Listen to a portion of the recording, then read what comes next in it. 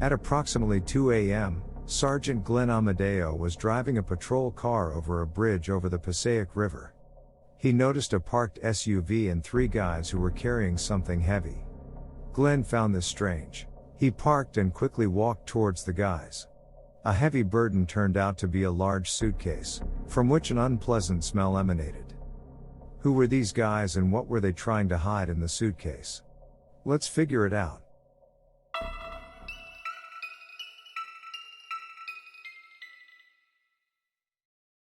Revenge. This dish is said to be served cold. The characters in this story must have felt the same way. They struck at the moment when their victim didn't expect it at all. Every school has bullies. They cause a lot of trouble not only for students, but also for teachers. One of them was 14-year-old high school student James Zarate. He often fought and boasted of it. He pestered others for fun. In autumn 2003, when the school period began, James chose 14-year-old Jennifer Parks as the target for attacks. They not only went to the same school, but also lived next door. Jennifer was a very kind, sympathetic and harmless girl. She studied well, gladly helped her classmates, but at school she mostly kept to herself. She didn't have any friends. James didn't let Jennifer pass. At every chance meeting, he called her ugly and fat, knocked books out of her hands or snatched them and threw them. Jennifer tried to ignore her offender. She didn't even try to resist his attacks. Every time Jennifer came home after school in tears, her mother, Lori Parks, tried to put an end to this bullying. She repeatedly asked James's father and stepmother to talk to their son about his behavior. She told him to leave her daughter alone, but they didn't want to take responsibility for the behavior of their son. They said that James is a good boy, and not a bully at all. Conversations between Jennifer's parents and James also failed. Trying to somehow protect her daughter, Lori turned to the principal of the school with a request to separate the children into different classes. The principal stepped into the situation and expelled James from the classes that Jennifer attended. This made the James very angry.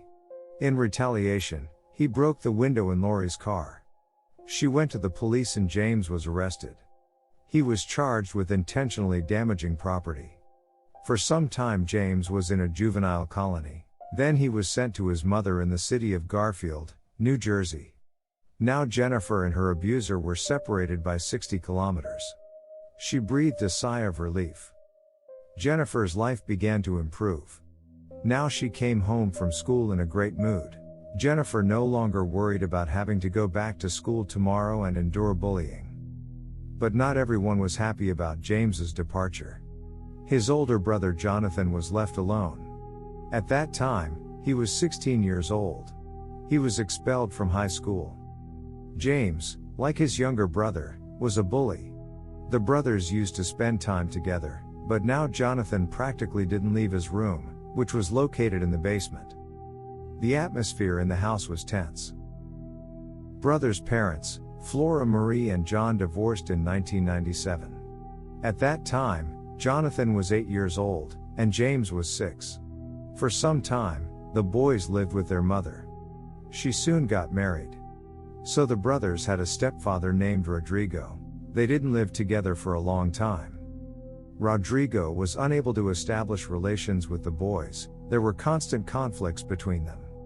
The behavior of the brothers began to deteriorate greatly. Flora Marie could not cope with her upbringing. As she later said, the boys became angry. She assumed that it was the divorce that affected them so much. Especially on the eldest son Jonathan. He became nervous, began to bite his nails, withdrew into himself. Sometimes he muttering something under his breath, pacing up and down the room. Flora Marie went to a psychiatrist, but he didn't reveal any abnormalities and didn't even begin to prescribe sedatives. Soon the boys moved to live with their father in the city of Randolph. By that time, John had already married a second time and had another child, a daughter. Unfortunately, there is no information about the girl and his wife. For his sons, John arranged a room in the basement. The boys didn't have a warm relationship with their stepmother. When James was sent to live with his mother, Jonathan's condition deteriorated rapidly. He hardly ever left his room. In addition to nervousness and fits of rage, other oddities began to appear in his behavior. James could scream or laugh for no reason. Stopped going to the toilet. He hated to touch the toilet. He defecated in his pants or used bags that he threw directly on the floor in his room.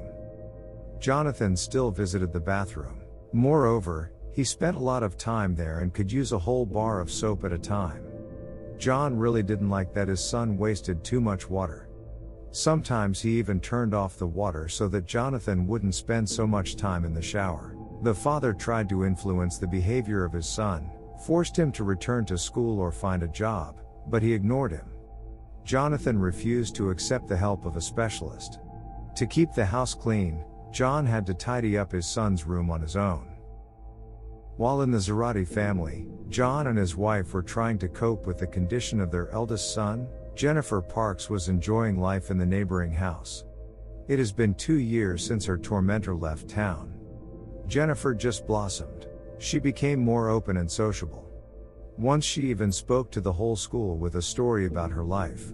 She told how she was bullied, shared her experiences and feelings that she experienced at that time. Since that day, the attitude towards Jennifer has changed. She began to be respected. She made friends. When Jennifer was 16 years old and finished her first year of high school, she completely forgot about James. Moreover, she became friends with his brother Jonathan. At that time he was 18 years old. Once he approached Jennifer, when she was reading a book in the yard, a conversation started between them. Since then, they have been in touch almost every day. There was a swimming pool in the backyard of the Parks house. Jonathan often came to swim in it with Jennifer. Jonathan seemed to have changed. He became more calm and balanced. The attention from the guy flattered Jennifer. She soon began to develop feelings for Jonathan. She thought he liked her too. But, unfortunately, the girl didn't even suspect that under the mask of friendliness the guy was hiding monstrous intentions.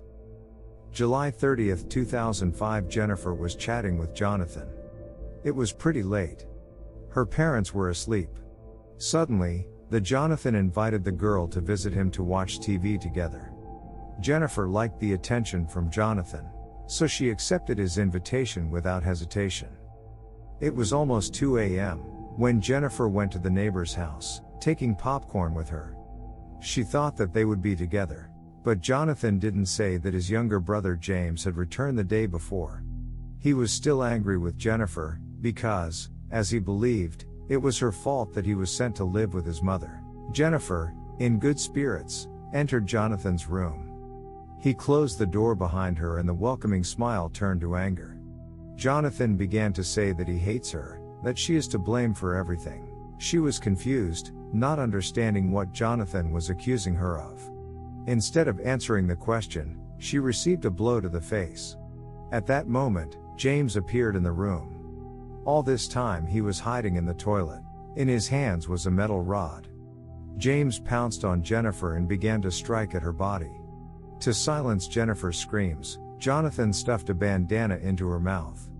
Then he took a knife and began stabbing relentlessly. Jennifer didn't have a chance to escape. When they finally stopped, the entire room was covered in blood. The brothers had a large suitcase containing camping equipment. They dragged it to the basement, shook out the contents and tried to put Jennifer in it. But when they realized that it would not work to put the whole body in a suitcase, Jonathan decided to cut off Jennifer's legs. He made incisions in the thigh area, but realized that he would not succeed. Then he began to cut her legs in the knee area, after which he put them in a garbage bag. The brothers placed the suitcase and package in the trunk of the car, which was standing in the yard.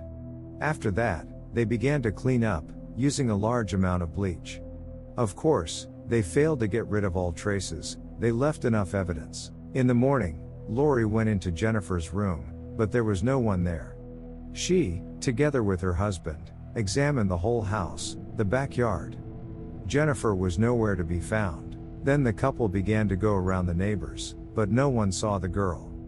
Lori went to the police with a statement about the disappearance of her daughter. A large number of police officers were involved in the search for Jennifer. The detectives interviewed all the neighbors, including Jonathan Zarate. He was asked when he last saw Jennifer. He replied that he hadn't seen her for the last few days. He also added, "If you find her, please let me know." Jennifer's parents, neighbors and volunteers continued to search for the girl. They could not even imagine that her body was very close, in a car that was parked near Zarate's house. The whole area was terrified, and the brothers acted as if nothing had happened. On that day, they got new haircuts, hosted guests at the house, and celebrated their little sister's birthday. In the evening, the brothers went to the club. That night, Jennifer's parents couldn't sleep. Dave, the girl's father, constantly looked out the window, listened to the sounds of cars. They hoped that they would be informed that their daughter had been found alive and unharmed. Once again, looking out the window, Dave noticed that a car drove off from Zarate's house with its headlights off. It was 2 a.m.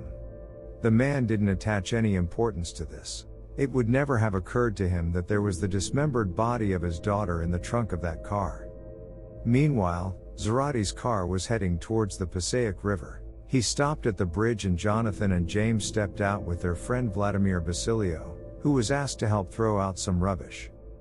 The guys pulled the suitcase out of the trunk and intended to throw it off the bridge. By a happy coincidence, a patrol car was driving across the bridge. Sergeant Glen Amadeo was driving. He noticed that 3 guys were trying to lift something heavy into the river. He quickly parked and walked towards the guys. They dropped their suitcase and wanted to get into the car, but Glen shouted at them not to move and threatened them with a gun. Coming closer to the suitcase, the sergeant noticed an unpleasant smell that cannot be confused with anything else. Jennifer's body lay in the trunk for a day. It was very hot outside that day. Glen called for reinforcements, who quickly arrived on the scene. The officers opened the suitcase and froze in shock. There was a bloodied body. During a search of the car, a garbage bag with cut-off legs was also found in the trunk. The guys were immediately arrested and taken to the police station. The cops quickly figured out that Jennifer Parks was in the suitcase. Her parents were immediately told the terrible news. Under interrogation, Jonathan claimed that he killed Jennifer. Everything happened by accident. Allegedly, there was a quarrel between Jennifer and his younger brother James. She hit him, and Jonathan defended his brother, but in a fit of rage he could not stop. Frightened by what he had done, Trey was decided to get rid of the body. Jonathan's words were refuted. Thanks to the conclusion of sub-medical experts and a thorough investigation, it turned out that both brothers were involved in the murder of the Jennifer.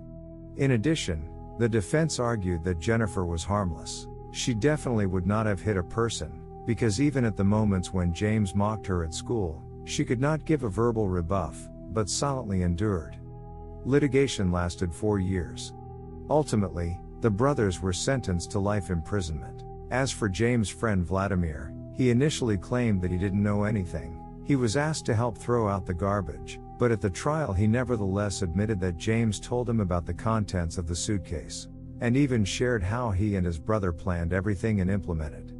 He was also given a prison sentence, but the term is unknown. The guy was accused of concealing the crime and participating in the illegal burial of the body. Most likely, the period was short, since at that time the guy was only 14 years old. It is strange how the brothers could commit such a terrible crime in the basement of the house in the middle of the night. And neither father nor stepmother went down to the basement to see what was happening there. The boy's stepmother said they were making noise all night. Also, no one noticed an unpleasant smell coming from the trunk of the car. At the trial, the boy's father said that on the morning of July 30th he went down to the basement. Guests were supposed to come to him to celebrate the birthday of his youngest daughter, and he decided to tidy up his son's room. How could he not notice the traces of blood and the strong smell of bleach?